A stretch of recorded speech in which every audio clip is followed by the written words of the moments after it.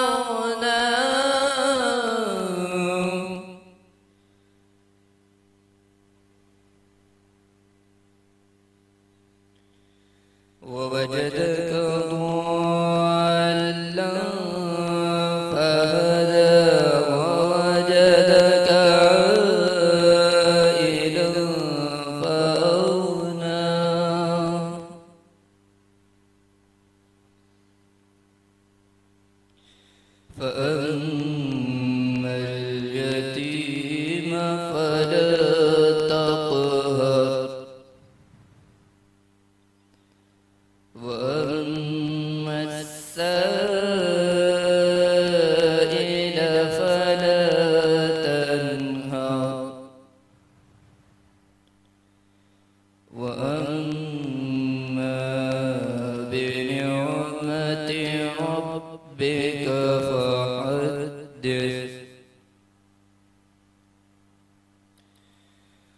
ووجدك ضالا فهدى ووجدك عائلا فأغنى فأما اليتيم فلا تقهر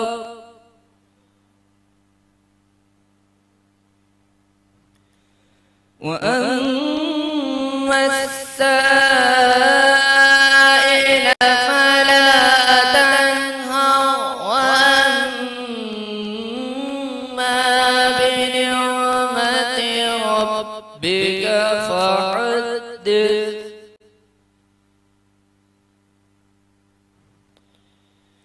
وأما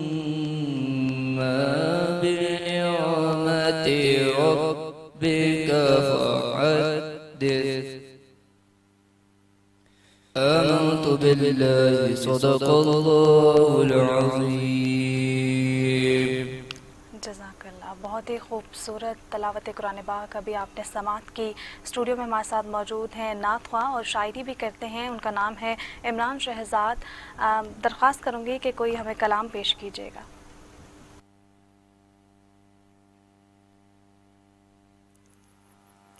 जदों याद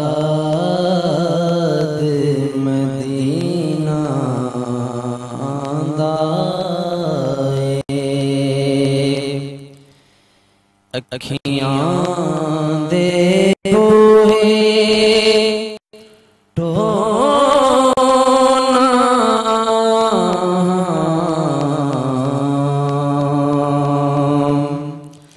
जदों राही तैबाल जांदे मैं अंदर वड़ के रोना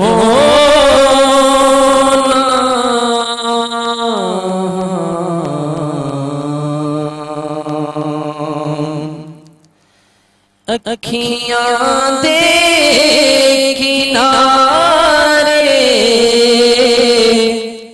सुख दे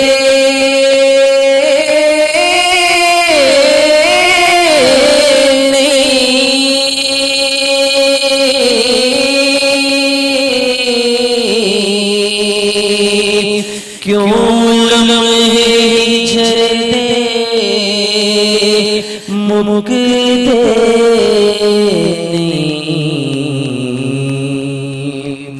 तेरी याद च बैके हर वेले हंजुआं दे हार पर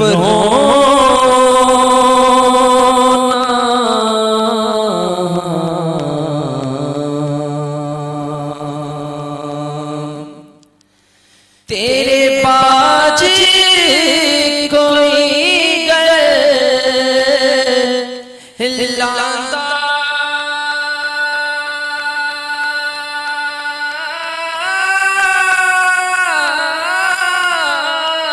नहीं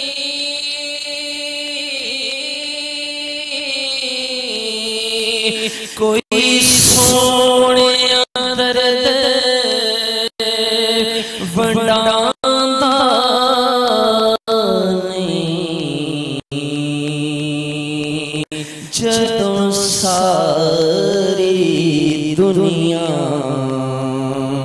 रुस जावे तेरे बूहे आन खलो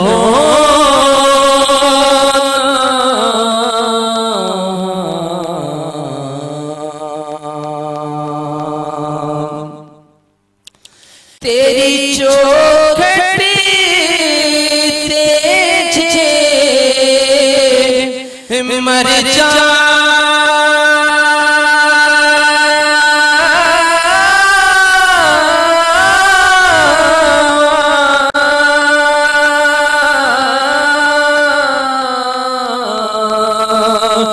मैं मर गई सोनिया तर जा।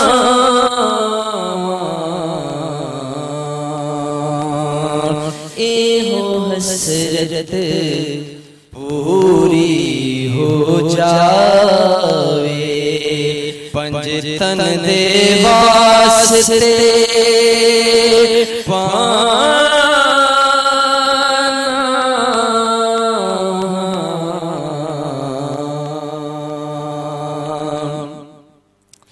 अज सोना करे कमावे,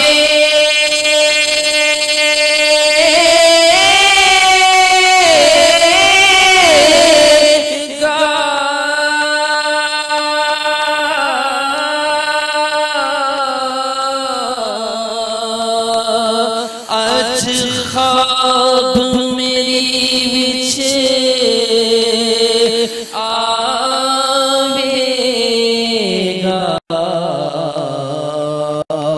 सो रब दी इमरान हर वारी, मैं से आसते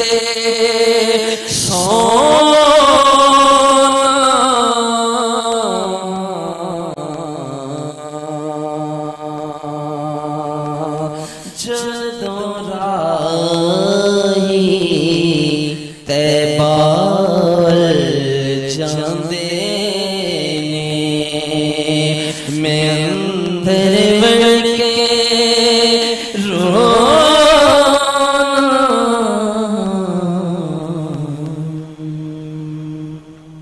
सुभान अल्लाह, जज़ाकल्लाह। बहुत ही खूबसूरत नात पढ़ी है इमरान शहजाद हुसैनी ने। नाज़रीन, 28 रमज़ानुल मुबारक है और रमज़ान जो है वो इख्तिताम की जानिब अपने गामज़न है। रमज़ान की जो रौनकें हैं, रमज़ान की जो फ़जीलत है, वो मसाजिद की जो रौनकें होती हैं वो दबाला हो जाती हैं। और आपको बताएं कि आज का जो हमारा टॉपिक है वो है रमज़ान के बाद मामूलात ज़िंदगी।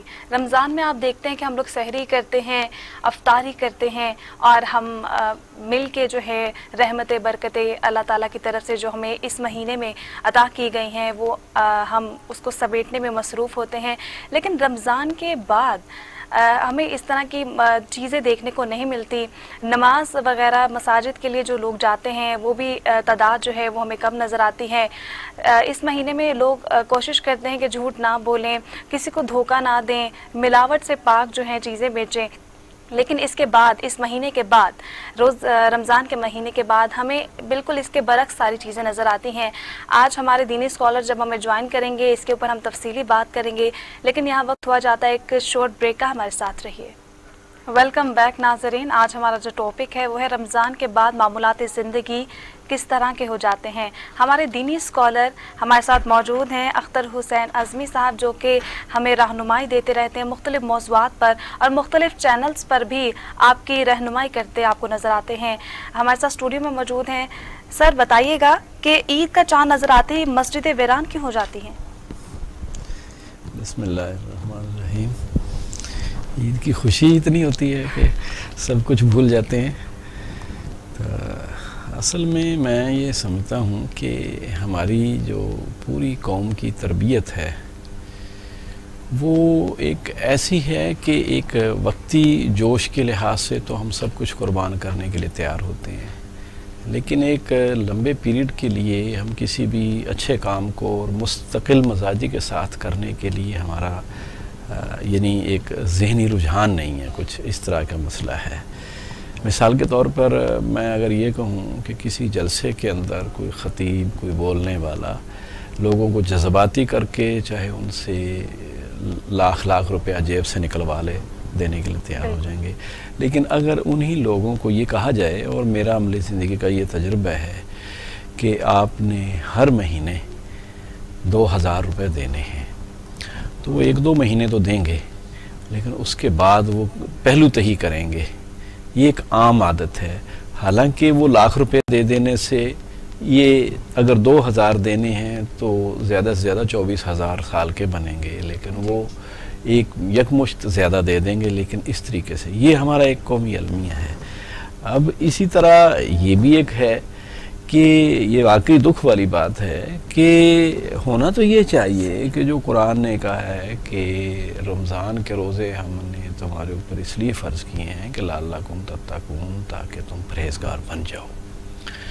अब परहेज़गारी के अमल का कोई तो असर होना चाहिए कि एक महीने पूरे हमने रोज़े रखे हैं, मज़ीद फ़र्ज़ के अलावा इबादतें भी की हैं और भी अपनी ज़ुबान को भी काफ़ी हद तक पाबंद रखा है गैर ज़रूरी गुफ्तगू से, तो कम से कम इतना असर तो रहना चाहिए कि रमज़ान ख़त्म हो रहा है तो कोई महीना भर कुछ ना कुछ हम नमाज़ों में शिरकत करें, लेकिन ऐसा होता नहीं है। बल्कि यूँ दिखाई देता है कि उधर चांद नज़र आया नहीं है और उधर अगली ही नमाज के अंदर, यानी उसी दिन जिस दिन चांद नज़र आया ईशा तक अगर मालूम हो गया है तो मस्जिद खाली हो जाएगी। आप बिल्कुल ठीक कह रहे हैं। रमज़ान के बाद हमें नज़र आता है कि ईशा की नमाज के लिए बहुत ही कम तादाद में लोग मौजूद होते हैं। जी जी बिल्कुल। बल्कि ये अमल हमारे यहाँ ये भी देखने का है, आपको तो शायद इल्म ना हो, कि जो इब्तदाई दिन होते हैं हमारे यहाँ तरावी के, तो 2-3 दिन मस्जिदें फुल भरी होती हैं, लेकिन चौथे दिन जाकर वही तादाद फिर डाउन होना शुरू हो जाती है और फिर वही तकरीबन मुस्तकिल नमाजी जो रमज़ान के होते हैं या आम मुस्तकिल वही रहते हैं। तो इसमें हमें ज़रूरत इस चीज़ की है कि हम अपने इस एहसास को उजागर करें कि हम आया दीन को चंद दिन के लिए आया था कि इसके ऊपर अमल कर लिया जाए, या ये कोई महज त्यौहार है या कोई एडवेंचर करने की चीज़ है कि वो कर ली तो बस काफ़ी है, या कि दीन एक यानी ज़िंदगी का एक ऐसा हिस्सा है कि जिसके बगैर इंसान का गुजारा नहीं है। तो ये हमें फ़ैसला करना चाहिए कि दीन आया कोई पार्ट टाइम जॉब है या कि दीन हमारा ओढ़ना बिछोना है। हम एक मुसलमान की हैसियत से, मुसलमान का माना ही वो शख्स है जो अपने आप को हवाले कर दे, सरेंडर कर दे। तो जब हमने अपने आप को अल्लाह और उसके रसूल के हवाले किया है, सरेंडर किया है, तो जिस तरह कहते हैं कि ग़ुलामी में हमने दिया है, इबादत का लफ्ज़ी माना ग़ुलामी ही है, अब्द कहते ही ग़ुलाम को हैं। तो अगर हम अपने आप को ग़ुलामी में देते हैं तो ग़ुलामी को पार्ट टाइम जॉब नहीं होती है, बल्कि ग़ुलाम होता ही वो है कि जो 24 घंटे के लिए नहीं पूरी ज़िंदगी के लिए अपने आका की मानने का पाबंद है, चाहे गर्मी सर्दी हो, हालात कैसे भी हों, दुख तकलीफ़ हो, वो मानने का पाबंद है। तो अगर हमारे दिलों में ये एहसास पैदा हो जाए तो यकीनन रमज़ान के जाने के बाद बहरहाल कुछ तो असरात रहेंगे। और मैं ये कहूँगा नाजरीन से भी कि वो खुद भी अपने बारे में कोई फ़ैसला करें ना कि उन्होंने रमज़ान से सीखा क्या है। बिल्कुल, खुद अपने अंदर ये सवाल खड़ा करें कि उन्होंने क्या रमज़ान से पाया कि वो रमज़ान गया नहीं कि वो शैतान ने उनको उचक लिया कि भाई अब मस्जिद का रुख नहीं करना और अब साल तक मस्जिद मेरा इंतज़ार करे, उसके बाद ही मैं हाज़िर हूँगा। तो ये वाकई आपका बड़ा अहम सवाल है। डॉक्टर साहब मज़ीद आगे बढ़ते हैं, रमज़ान में क्या कुछ अमाल सीखे जो रमज़ान के बाद भी हमें उसके ऊपर अमल पैरा करना चाहिए? इनफरादी अमाल कौन से किए जाएं? जी बिल्कुल दुरुस्त बात है। ये तो देखें रमज़ान में तो हम बहुत सारी चीज़ें सीखते हैं। देखिए बड़ी चीज़ जिसके बारे में ख़ुद अल्लाह ताला ने फरमाया कि शहरु रमज़ान अल्लज़ी उन्ज़िला फ़ीहिल कुरान, रमज़ान वो महीना है कि जिसके अंदर कुरान नाज़िल हुआ है। और कुरान क्या है कि महज ये पढ़ने पढ़ाने की चीज़ है या इससे कुछ ज़ायद चीज़ है, तो वो भी साथ अल्लाह ताला ने फरमा दिया है कि हुदल लिन्नास है, व बय्यिनात मिनल हुदा वल फुरकान है, यानी लोगों के लिए हिदायत है, रहनुमाई है। अब रहनुमाई आया आंखें बंद करके किसी चीज़ को पढ़ने से हासिल हो सकती है? जब तक हम उसको समझेंगे नहीं, जानेंगे नहीं और उसकी हिदायत को प्रैक्टिस में नहीं लाएंगे तो बात नहीं समझ आएगी। उसके ऊपर अमल बहुत सारी चीज़ें प्रैक्टिकल के बगैर समझ ही नहीं आती हैं। ठीक है, अब इसमें आप देखें कि हमारा रवैया क्या है कुरान के बारे में। जब कुरान ये कहता है अफला यतदब्बरूनल कुरान अम अला कुलूबिन अक़फ़ालुहा, क्या वो कुरान पर गौर नहीं करते, क्या उनके दिलों पर ताले चढ़े हुए हैं? तो ये नहीं, कुरान तकाजा करता है गौर व फिक्र का। अब अगर हमने कुरान को इन 30 दिनों में पढ़ा है, सुना है, तो अब ये साल ऐसा होना चाहिए कि उसमें जहां हम रोज़ाना 1-1.25 पारा सुन रहे थे और हर एक ने, कईयों ने, बल्कि मैं तो आम तौर पे बच्चियों को भी देखता हूँ, बड़ों को भी देखता हूँ, वो कहते हैं हमने 10 कुरान ख़त्म किए हैं, किसी ने 5 कुरान ख़त्म किए हैं। मेरे जैसा आदमी हर साल 1 कुरान बमुश्किल ख़त्म कर पाता है, लेकिन मैं ये कहूँ कि जहाँ इतने किए, मुबारक बात है, अच्छी बात है कि लोगों ने कोशिश की है एक नेकी के हसूल में, लेकिन क्या उस कुरान का ये हक नहीं था कि उसको समझने के लिए कम से कम उसकी एक आयत को समझते? चले वह नहीं कर सके तो अब पूरा साल पड़ा हुआ है, तो हम एक आयत सिर्फ तर्जमे के साथ, उसकी तफसीर के साथ मुमकिन हो तो वो, तो एक तो काम हमारे करने का ये है। दूसरा ये है कि रमज़ान के महीने में जो हमने एक बड़ा काम किया है वो ये है कि हमने फ़र्ज़ नमाज़ों से भी ज़ायद कुछ नमाजें पढ़ी हैं। वो तरावी की शक्ल में है, वो तहज्जुद में भी जिसको टाइम जितना मिला है, मैं तो देखता हूँ कि हर घर में ही तहज्जुद कम अज़ कम रमज़ान में आसान हो जाता है, सहरी के लिए उठना होता है, एक प्रैक्टिस बनी होती है। तो उसमें जहाँ तहज्जुद में हम उठे हैं, तो जिन्होंने ये कोशिश की है वो इसकी निगरानी करें, इसको टूटने ना दें। एक आदत पड़ी हुई है ना, देखें कम अज़ कम रमज़ान के 3-4 दिन तक हम महसूस करते हैं, बाज़ औक़ात हम पानी नहीं पीते हैं, हालांकि प्यास लगी होती है, हम क्यों नहीं पीते? वो एक आदत बनी हुई है कि नहीं पानी तो नहीं पीना। वो जहन में एक, यानी वो जैसे आप कंप्यूटर में कोई चीज़ फीड कर देते हैं तो वो फीडिंग मौजूद होती है थोड़ी सी हमारे अंदर। तो ऐसे ही कम अज़ कम हमें कोशिश करनी चाहिए कि जो हमारी प्रैक्टिस सुबह उठने की हुई है, हम तहज्जुद के भी कभी तन्हाई में अल्लाह ताला से गिड़गिड़ा के, ज्यादा नहीं तो 2 नफल पढ़ लें हम, या उठ के, और नहीं वुज़ू भी नहीं हो सकता तो बैठ के 2-4 तस्बीहें ही निकाल लें, तो उससे भी अल्लाह ताला अजर से महरूम नहीं रखेगा। एक तो ये, फिर ये है कि फ़र्ज़ नमाज़ों का मामला है कि फ़र्ज़ नमाजें तो अल्लाह ताला को पसंद ये है कि वो जमात के साथ पढ़ी जाएँ। मर्दों के लिए तो पाबंदी है ना, ख़वातीन के लिए है तो वो बर वक्त उसको अदा करें, उसको टालते ना चले जाएँ। जैसे कि हजूर सल्लल्लाहु अलैहि वसल्लम ने फरमाया ना कि असर की नमाज के बारे में इंसान कहता है मैं पढ़ लूँगा, अभी पढ़ लूँगा, लेकिन वो लेट करता, हत्ता कि वो सूरज जो है शैतान के 2 सींगों के दरमियान में आ जाता है, तो फिर वो जल्दी जल्दी ठूंगे मारता है। तो नमाज ऐसा नहीं होना चाहिए। असर की नमाज की तो फजीलत भी बहुत ज़्यादा है। जी हाँ, बहुत ज़्यादा है, इसको सलातुल वुस्ता कहा गया है, बिल्कुल आपने सही कहा। तो अब इसमें देखें कि नमाज, फिर मैं ये इनफरादी तौर पे मैं एक बात कहूँ, आपने कहा है कि इनफरादी अमल क्या है। इनफरादी अमल मैं ज़्यादा नहीं कहता। देखें रोज़ा जो है ना, नमाज कुछ करने का नाम है और रोज़ा क्या है? छोड़ने का नाम है। नमाज की एक ज़ाहिरी हैत है, रोज़े की हैत कम से कम है, यानी सुबह से लेकर शाम तक भूखा रहना है। अच्छा, अब ये हैत है ना, यानी जिसको आप ढांचा या स्ट्रक्चर कहते हैं, तो असल तो इसके पीछे रूह है, और वो रूह है सब कुछ छोड़ देने की।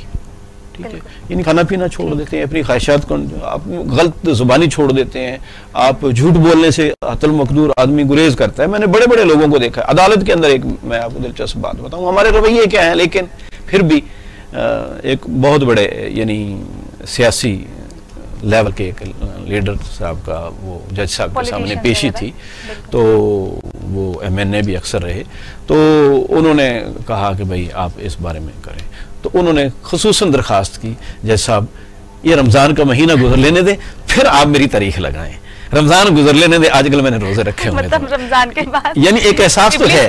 हाँ जी, एहसास तो है, लेकिन ये है कि क्या अल्लाह ताला की फरमाबरदारी सिर्फ रमज़ान में होगी, बाद में नहीं करनी है।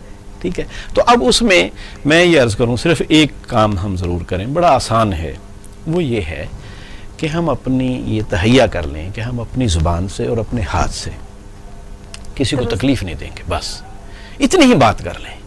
यानी हम इंसानों के लिए वो जो हजूर सल्लल्लाहु अलैहि वसल्लम ने फरमाया, अल मुस्लिमु मन सलिम अल मुस्लिमूना मिन लिसानिही व यदिही, मुसलमान तो वो है कि जिसके हाथ से और उसकी ज़ुबान से मुसलमान महफूज रहता है, उसको अजियत नहीं पहुंचती।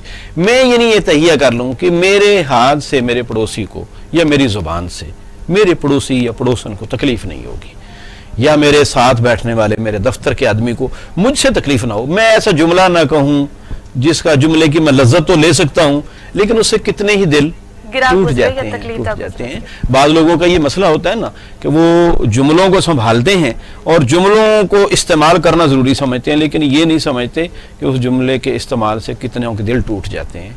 तो ये अगर हम ज़ुबान से, इसी तरह हाथ का मामला है, हाथ से हम किसी को अजियत देते हैं, मारने की सूरत में भी देते हैं, लेकिन एक आदमी, हर आदमी मारने का काम नहीं करता है, उसके हाथ में कलम है, वो फैसला लिखता है, तो वो भी तो दूसरों की अजियत का बायस बनता है अगर वो बेइंसाफ़ी करे।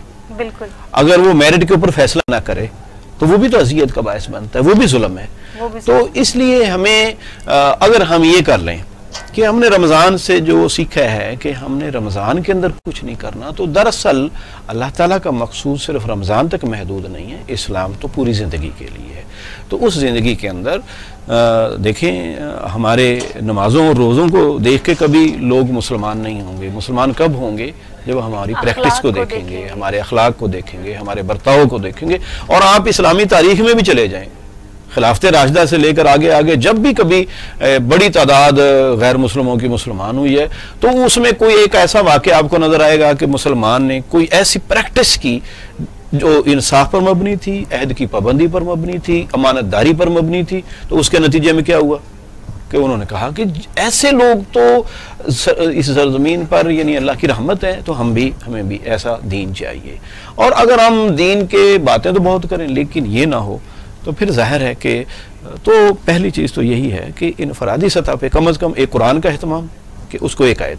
देखिए, मैं ये अर्ज़ करूँ, दिन में हमारे पास 24 घंटे हैं, कोई ज़्यादा नहीं मैं डिमांड करता, हर अपने मुसलमान भाई से और बहन से ये कहता हूँ, 24 घंटों में सिर्फ 1 मिनट निकाल लें, यानी 60वां हिस्सा पूरे दिन का, तो 24 मिनट बनते हैं। अगर 24 मिनट हम कुरान के लिए, जिस पे हम सदके वारी होते हैं, रेशमी गिलाफों में लपेटते हैं, बड़ा इज्जत और एहतराम करते हैं, तो कम अज़ कम क्या उसका ये हक नहीं है कि हम 24 मिनट दे दें? चले 24 मिनट नहीं तो उससे भी आधा कर लें, 120वां हिस्सा हो जाएगा, यानी 12 मिनट दे दें कि हम 2-4 आयतें रोज़ाना पढ़ने की एक आदत बना लें। तो एक तरफ इल्म हासिल हो रहा होगा और दूसरी तरफ हमारा ये तहिया होगा कि हम किसी को अजियत नहीं देंगे। तो आप देखें, आप अपने अंदर खुद एक इनकलाब महसूस करेंगे, एक तब्दीली महसूस करेंगे और मायूसी छट जाएंगे जब हम कुरान को पढ़ेंगे इंशाअल्लाह। बिल्कुल, कुरान की तालीमात पे अमल करेंगे तो बुराइयों से हट जाएंगे। और डॉक्टर साहब मज़ीद रहनुमाई लेंगे डॉक्टर साहब की, लेकिन इस वक्त हमारे साथ स्टूडियो में मौजूद हैं इमरान शहजाद हुसैनी साहब, जो कि नातिया कलाम पेश करेंगे। मैं उर्दू का अपना ही लिखा हुआ कलाम सामीन की समातों की नज़र करता हूँ।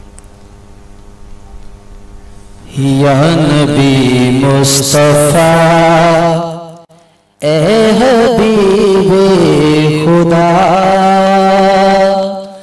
दो जहां में कोई तुझसा प्यारा नहीं, हामी बेकसा वाली ये दो जहां, मेरा तेरे सिवा कोई सहारा नहीं।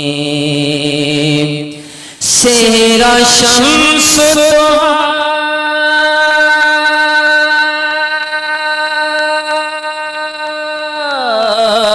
चेहरा बदर तो जा, सीना सदर उला, तू है कहफ़ वरा, मेरे नूरुल हुदा कह रहा है खुदा, तेरे जैसा किसी को संवारा नहीं।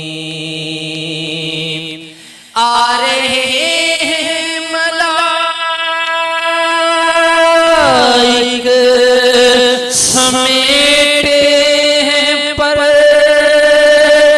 पढ़ रहे हैं दरूद उन पे शामों सहर, घूम लो चाहे सारा ज़माना मगर, आपके दर सा कोई दवारा नहीं। नैने सुरमगी जुल्फ है अंबरी, तेरे दर पे है दरबान सिदरा नशी,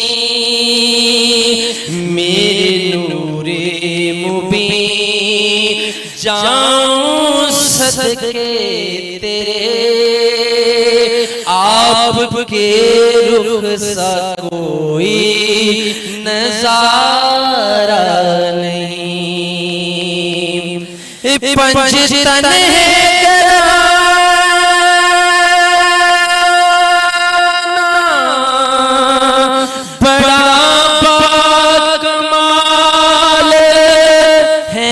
नबी लाजवाब फातिमा बेमिसाल, जैसे हसनैन दीने नबी पर मिटे, ऐसे तन मन किसी ने बिवारा नहीं। और आखिरी शेर है,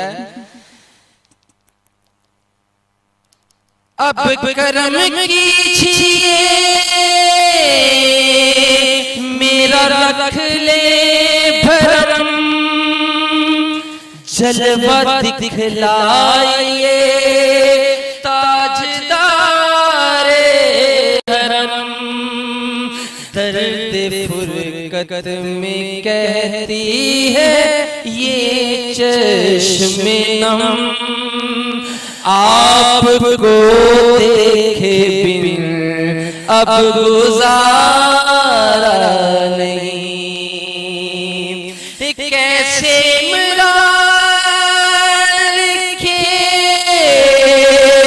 जो तेरी शान है, तेरी मिदहत में सारा ही कुरान है, जो तेरी जात का आईना न बने, ऐसा कुरान में कोई सिपारा नहीं। या नबी मुस्तफा ए हबीबे खुदा, तो जहां में कोई तुझसा प्यारा नहीं। बहुत ही खूबसूरत आपने अभी कलाम जो है समाप्त किया। डॉक्टर साहब हमारे साथ मौजूद हैं, अभी उनसे बात हो रही थी, रहनुमाई ले रहे थे इनफरादी अमाल के हवाले से, और इज्तिमाई अफ़ाल जो हैं वो हम कौन कौन से कर सकते हैं उसके ऊपर भी बात करेंगे, लेकिन इस ब्रेक के बाद हमारे साथ। वेलकम बैक नाज़रीन, हमारे दीनी स्कॉलर डॉक्टर हमारे साथ मौजूद हैं और उनसे अभी हम बात कर रहे थे इनफरादी अमाल के हवाले से, और अब हम बात करेंगे इज्तिमाई अमाल। डॉक्टर साहब बताइएगा कि रमज़ान के बाद इज्तिमाई अमाल कौन कौन से किए जा सकते हैं? इज्तिमाई अमाल तो बहुत से हैं, लेकिन मैं ये समझता हूँ कि एक दो चीज़ें ऐसी हैं जिन पे हमारा फोकस होना चाहिए। एक मुसलमान होने की हैसियत से हमारी सबसे बड़ी ज़िम्मेदारी इज्तिमाइयत के हवाले से तो हमारे अपने ख़ानदान की है, और इस्लामी माशरे में, उसकी माशरत में ख़ानदान एक बुनियादी यूनिट है जहाँ से पूरा माशरा मुस्तहकम होता है, मजबूत होता है। अगर हर फ़र्द हम में से अपने ख़ानदान की इस्लाह, जो कि एक उसकी तबी ज़रूरत भी है कि ख़ानदान के लोग अच्छे हों, अपने मज़हब से वाकिफ़ हों, उसकी प्रैक्टिस से आगाह हों, एक फ़ितरी सी एक हमारी अपनी तमन्ना ख्वाहिश भी है कि हमारी औलाद हमारी ताबे फरमान हो, हमारी बीवी हमारी हम ख्याल हो। तो अब ये यानी बहैसियत शौहर के और बीवी की हैसियत से, उसकी नायब होने की हैसियत से बीवी की भी जिम्मेदारी है कि वो अपने ख़ानदान की इस्लाह की फ़िक्र करे।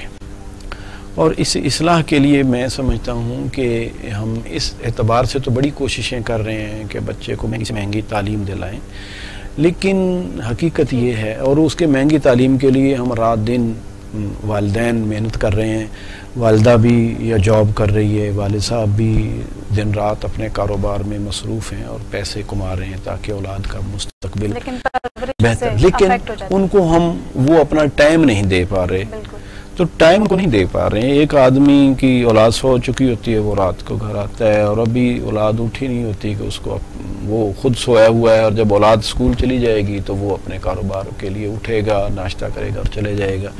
तो औलाद के साथ जो उसका इंटरेक्शन है वो मैं समझता हूँ कि वो नहीं है जो आज से 30-40 साल पहले था। ठीक कह रहे हैं। तो उसका नतीजा ये है कि औलाद एक कमी महसूस करती है।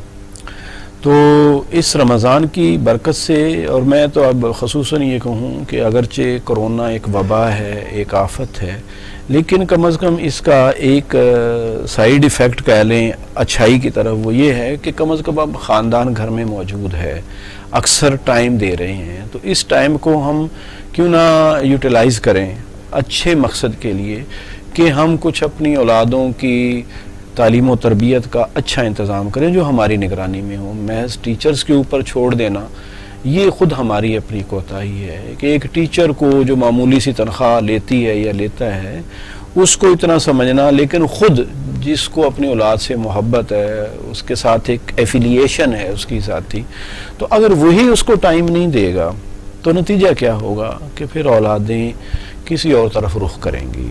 उनको जो भी मोहब्बत देगा, जो भी तवज्जो देगा, जो भी वक्त देगा, वो उसके सामने अपना दुखड़ा शेयर करेंगे। अब वो हो सकता है कोई डाकू बनाने वाला हो, कोई गलत रास्ते पे चलाने वाला हो, या उसको इस्तेमाल करने वाला हो। तो एक तो बुनियादी चीज़ ये है कि हम औलादों की और उसमें वक्त दें, और एक अहम बात यह है कि हम अपने औलादों के लिए आइडियल बने। जिसको कोई आदमी नौजवानी में, बचपन में आइडियलाइज करता है तो उसकी कॉपी करना, वो खुद ब खुद उसको कहने की भी ज़रूरत पेश नहीं आती है। और इसके साथ बाकी उनकी तालीम और तरबियत। दूसरी चीज़ ये है कि थोड़ा बहुत हम जहाँ रहते हैं, जिस लोकेशन में जहाँ हमारे ताल्लुकात हैं, हमारे कारोबार में या अपने घरों में, पड़ोस में, तो उनकी भी भलाई की कोशिश करें जो कुछ कर सकते हैं। मैं अपनी गली में खुद मौजूद हूँ और मैंने वहाँ यानी कि हर जगह ये लिखवाया कि अपने घर के सामने सफाई रखें और दूसरे के घर के सामने गंदगी ना डालें। इतना करना, इसी तरह किया जाता है कि सारा साफ करके दूसरे के घर के दूसरे के घरों के डाल देते हैं, गली में फेंक देते हैं, तो अपने घर की सफाई कर ली, या तो अपनी भी नहीं करते। तो हमने अल्हम्दुलिल्लाह उसके ज़रिए से इतना हुआ है कि अगरचे हमने सफाई का भी एहतमाम किया हो कि हफ्ते में 2 बार मरतबा सफाई, लेकिन उससे ये फ़र्क हुआ है कि लोगों ने अपना अपना एहतमाम किया कि आप अपने घर की सफाई रखते हैं तो दूसरे का भी ये ख्याल रखें कि अपनी गंदगी तो ना डालें, वो डालता है तो अलग अलग बात है। तो अगर यही एहसास हमारे अंदर पैदा हो जाए तो मैं समझता हूँ गनीमत होगा। ये एहसास पैदा हो जाए तो और क्या चाहिए। इस्लाह ख़ानदान कैसे मुमकिन हो सकता है सर? देखिए, ख़ानदान के लिए तो जाहिर है कि वही एक रूह चाहिए कि जो अंबिया कराम को इख्तियार थी कि एक तो वो पहले दुआ किया करते थे। किसी भी नबी के आप उठाएं तो दुआएं मिलेंगी, रब्बी हबली मिनस्सालिहीन, अल्लाह ताला मुझे नेक औलाद अता फरमा। यही औलाद दूसरे अंबिया भी इसी तरह करते हुए नज़र आते हैं मुख्तलिफ अल्फाज में। तो जब औलाद अल्लाह ताला ने दी है, वो बच्चा है या बच्ची है, वो एक कीमती असासा है, तो फिर उसकी तरबियत के लिए सबसे बड़ी चीज़ यही है कि हम उसको जब कुरान को सीखने के लिए किसी कारी साहब के हवाले करते हैं तो कुरान के अंदर जो लफ्ज़ आ रहे हैं कुछ ना कुछ उसका मफ़हूम भी उसके जहन में रासिख करें। अल्लाह क्या होता है, अल्लाह के रसूल की अज़मत क्या है, उनकी मोहब्बत कितनी ज़रूरी है, ये समझाना उनके जहनों में कि अल्लाह ताला हम सब से यही समझा दें कि मेरे से भी वालिदैन जितने तुम्हारे खैर खा, इससे भी कहीं ज़्यादा अल्लाह ताला तुम्हारा खैर खा है। यही बात डाल दें कि जितने हम माँ बाप खैर खा हैं, अल्लाह के रसूल उनसे कहीं ज़्यादा हमारे खैर खा हैं, और उनकी तालीमात में हमारी कामयाबी है। ये बचपन के अंदर ही जहन में डालें। और फिर ये है कि दुनिया का जो ग्लैमर जो बच्चों को मुतासर करता है, और छोटी उम्र से ही वो मुतासर होना शुरू होते हैं, तो उसके अंदर उससे भी निकालने की कोशिश करें। को यानी कि वो तंग ना करें तो फोन पकड़ा देते हैं। जी जी जी, फिर वो बच्चे वीडियोस देखते हैं। ये खुद हम यानी कि अपनी जान छुड़ा रहे हैं। हाँ, अपनी जान छुड़ा रहे होते हैं कि चलें जी ये हमारी बातों में मुदाखलत ना करे, 2 खवातीन आपस में बात कर रही है, बच्चा तंग कर रहा है, चलें जी उसको वीडियो पकड़ा दिया। वो उसमें अब उसका नुकसान कितना हो रहा है, खुद मेडिकली कितने नुकसान हो रहे हैं, उनकी आंखें कमज़ोर हो रही हैं, उनके ज़हनी सांचे मुतासर हो रहे हैं, और फिर साथ साथ ये है कि उससे जो कुछ वो मसनूई चीज़ें सीख रहे हैं उसके नताइज क्या निकलेंगे, ये भी हमें सामने रखना चाहिए। ठीक है डॉक्टर साहब, अगले सवाल की जानिब बढ़ते हैं। मजहबी महीने और त्यौहार में मजहब दिखाई देते हैं, इसके बाद झूठ, चोरी, मिलावट ये सब आम हो जाता है। जी जी जी जी, बिल्कुल सही बात है आपकी। देखिए, ये इस वक्त होता है कि जब हमने मजहब को उसकी असल मकसद और उसकी रूह के साथ नहीं लिया होता है, हम उसके ज़ाहिर के ऊपर, आप देखते हैं ना फलां मस्जिद का फलां मस्जिद वालों से झगड़ा हो गया, ये एक ही मस्जिद के अंदर थोड़े से इख्तलाफ पे झगड़ा हो गया, तो उसकी वजह क्या होती है कि मस्जिद के जो इस्लाम का जो ज़ाहरी ढांचा है, फ़र्ज़ किया नमाज ऐसे ऐसे पढ़नी है, तो उसके ऊपर हमारा ज़्यादा फोकस होता है, ठीक है। जबकि नमाज पढ़नी किस तरह है, किस लिए पढ़नी है, ठीक है कि उसके एक ढांचे की ज़रूरत है, ठीक है, एक के नज़दीक ये, लेकिन बुनियादी तौर पर नमाज की एक है तो सबके नज़दीक मुत्तफिक है कि नमाज में क़याम करना है, रुकू करना है, सजदा करना है, तशहद में बैठना है, नमाज में फातिहा पढ़नी है, दुरूद व अज़कार करने हैं, जो भी करते हैं सारी तो चीज़ें मामूल। थोड़ा सा फ़र्क क्या हो गया है, कितना फ़र्क है कि किसी ने एक बार रफ़ा दैन किया है, कोई ज़रा रुकू से आगे पीछे भी कर लेता है, कोई आमीन ऊंची कह लेता है, कोई नीची कह लेता है, तो कितना फर्क वाक़ हो। लेकिन इसमें हमारी नजरें इतनी उलझ गई कि असल नमाज का जो मकसद था, जिसकी तरफ मैं इशारा करूं कि अक़ीमिस सलात अला ज़िक्री, कुरान में है कि नमाज मेरी याद के लिए कायम करो। तो नमाज में आए, देखें हम सारे मुसलमानों का क्या हाल है कि वाकई हर आदमी ये सोचे कि क्या वाकई नमाज में अल्लाह हमें याद आता है। पूरी पूरी नमाज पढ़ जाते हैं, सब कुछ पढ़ जाते हैं, लेकिन नमाज में ख्यालात कहीं और भटक रहे होते हैं, ज़ाती दिलचस्पियों में, कहीं अपने कारोबार में, और कहाँ कहाँ उलझनों में हम फंसे होते हैं। तो यही वजह है जो आपने कहा है ना कि हम मजहब को एक ज़ाहिरी ढांचे के तौर पर तो लेते हैं, लेकिन उसकी रूह के साथ नहीं लेते हैं। उसका वजह है कि अब जब रोज़े के अंदर ये कहा गया है कि तुमने अपनी ज़ाती जो हलाल चीज़ें हैं वो भी छोड़ देनी है सुबह से लेकर शाम तक, यानी खाना पीना हमारे लिए हलाल था ना, तो वो हमने छोड़ दिया, हालांकि वो आम वक्त में हलाल है। लेकिन अब सोचने की बात यह है कि अल्लाह ताला ने 11 महीने मुझे ये दिए कि मैं ये खा सकता हूँ, लेकिन अब इसमें ये तो देखना चाहिए कि ये हलाल की कमाई से आ रहा है या हराम की कमाई से आ रहा है, ये तो देखना चाहिए ना। तो जब हम मिलावट से, झूठ से, धोखाबाजी से लोगों का पैसा अपने पेट में डालते हैं, जिसको कहा है अल्लाह ताला ने कि सिवाय आग के अंगारों के वो पेट में कुछ नहीं भरते हैं, तो उस हराम माल को खाते हुए में क्या ख्याल नहीं आता कि रोज़े में हमने हलाल को भी छोड़ दिया था अल्लाह के कहने पे। तो अब अल्लाह ताला ही का मुतालबा है, जिसने हमसे रोज़े का मुतालबा किया वही अल्लाह हमसे ये मुतालबा कर रहा है कि हराम नहीं खाना है जी। तो मिलावट भी ख़त्म हो जाएगी अगर हमें ये एहसास हो जाए, मिलावट भी ख़त्म हो जाएगी अगर हमें एहसास हो जाए। दूसरे क्वेश्चन की जानिब बढ़ते हैं। अल्लाह का हुक्म है कि इस्लाम में पूरे के पूरे दाखिल हो जाए, इससे क्या जी जी, अल्लाह का ये हुक्म है उदखुलू फिस्सिल्म काफ़ा, के इस्लाम में पूरे के पूरे दाखिल हो। तो इसके पूरे के पूरे दाखिल होने से एक तो मुराद ये है कि ज़ाहिर के साथ ही नहीं बल्कि बातिन के साथ भी दाखिल हो जाओ, यानी ज़ाहिरी प्रैक्टिस भी तुम्हारी इस्लाम वाली हो और अंदर भी तुम इस्लाम के लिए सरेंडर हो चुके हो, ठीक है। दूसरी ये है कि इस्लाम के जितने पहलू हैं,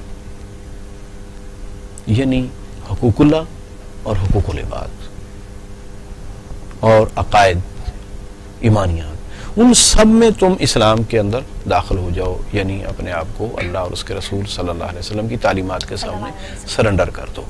तो ये है इस्लाम के अंदर। अब देखिए कि हम इसका हशर क्या करते हैं। बज़ाहिर हमने इस्लाम के अंदर पूरे के पूरे दाखिले को भी अपना ही एक रंग दे लिया है, और वो क्या है कि जी मैंने ख़ास किस्म का चोगा पहन लिया है, मैंने तस्बीह पकड़ ली है, मैंने दाढ़ी रख ली है, मैंने टोपी रख ली है, कुछ खुशबू लगा ली है, अतर लगा लिए, और मैं जनाब वो शख्सियत है। वो पूरी की पूरी जी इस्लाम के अलावा वो थूकता भी नहीं है। वो जो अकबर इलाहाबादी ने कहा था ना कि जनाब शेख खिलाफ शरा शेख थूकते भी नहीं और अंधेरे उजाले में कभी चूकते भी नहीं। ये नहीं जब अंधेरे उजाले में दाव लगता है तो दाव भी लगा लेते हैं, वैसे वो कहेंगे कि नहीं मैं थूकूंगा भी बड़े एहतियात के साथ, मैंने हाथ से दाएं से ही रोटी खानी है और दाएं से इस्लाम और दाएं से, ये तो सारी चीज़ें पाबंदी हैं। लेकिन ये है देखना कि इस्लाम के अंदर जब हुकूकुल्लाह हैं तो उन हुकूकुल्लाह का हक है कि हम उनको अदा करें नमाज, रोज़ा, हज, ज़कात की सूरत में। तो फिर हमें अपनी ज़िंदगी के अंदर हकूकुल इबाद का भी ख्याल रखना है कि हमारी ज़ात से किसी फ़र्द को नुकसान ना पहुँचे, ठीक है, और उसके बारे में भी हमसे पूछगछ होनी है, ठीक है।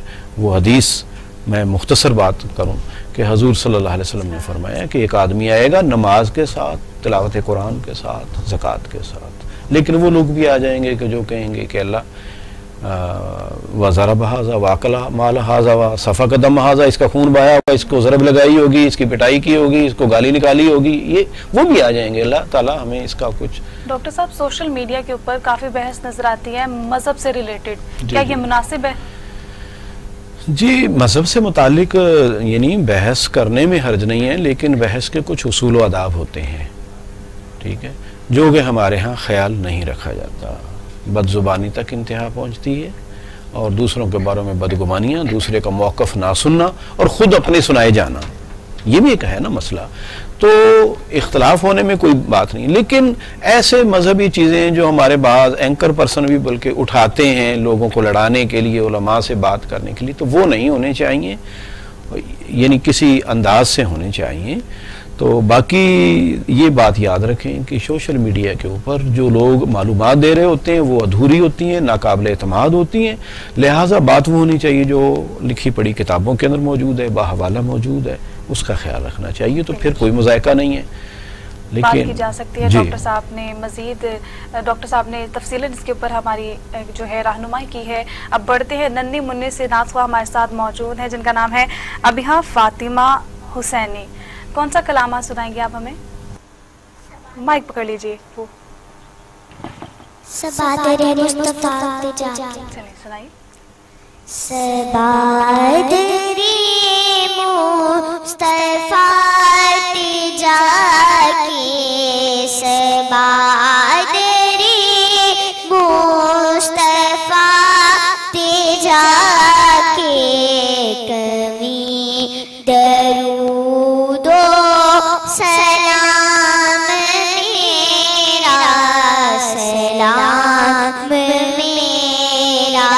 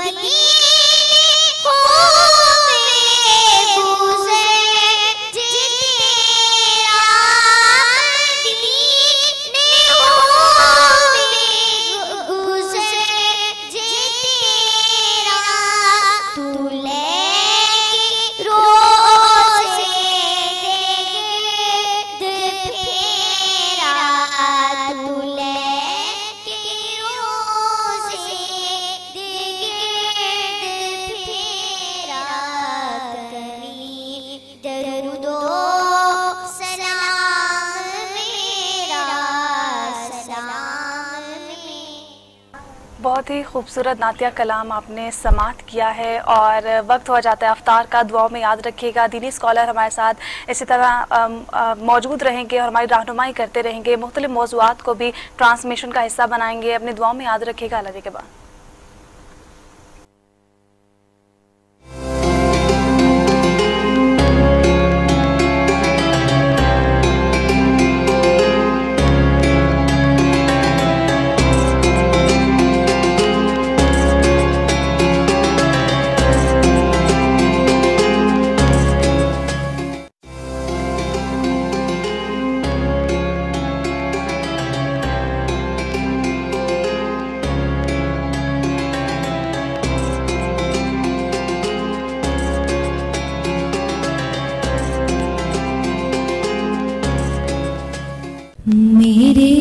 कमली वाले की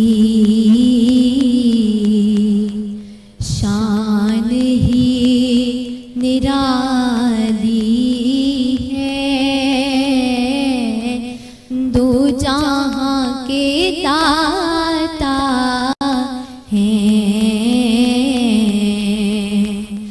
सारा जग सवाली है। दो जहां के दाता हैं,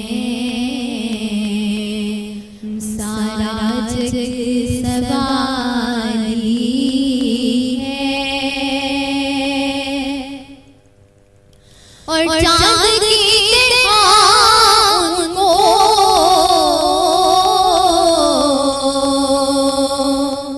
हम करके तो मुजरिम हैं। चांद की तरह उनको हम करके तो मुजरिम हैं, क्योंकि उनकी चौखट पर चांदनी सवाली है। क्योंकि उनकी चौखट पर चांदनी सवाली है। खुद जिसको कहते हैं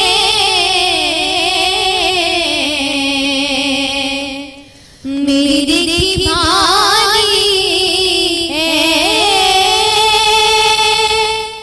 खुद जिसको कहते हैं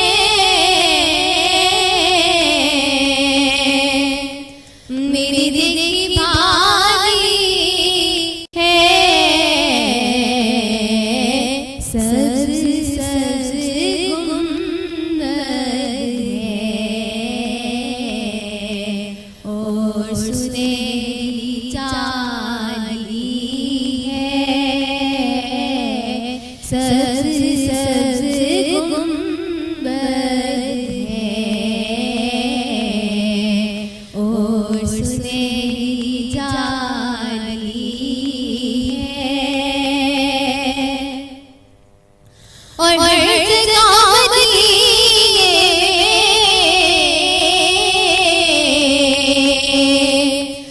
भीड़ है फकीरों की। हर जगह मदीने में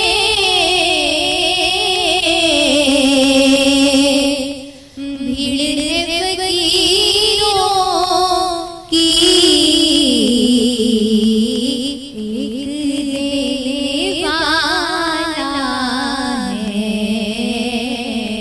सारा जग सवाली है, एक देने वाला है। सारा जग सवाली है। वो बिना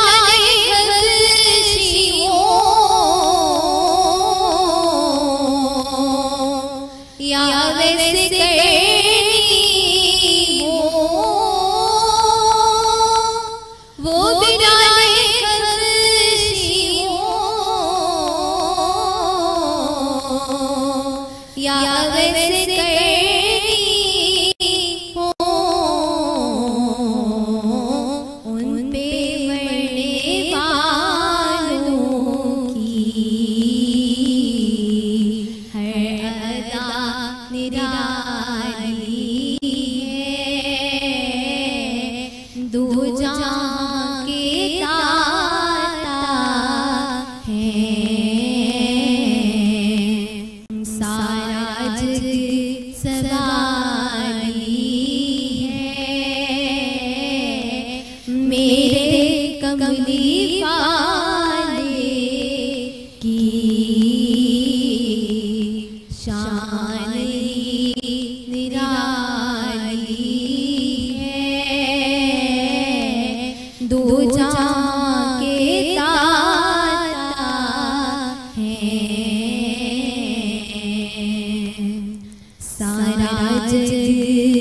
सबा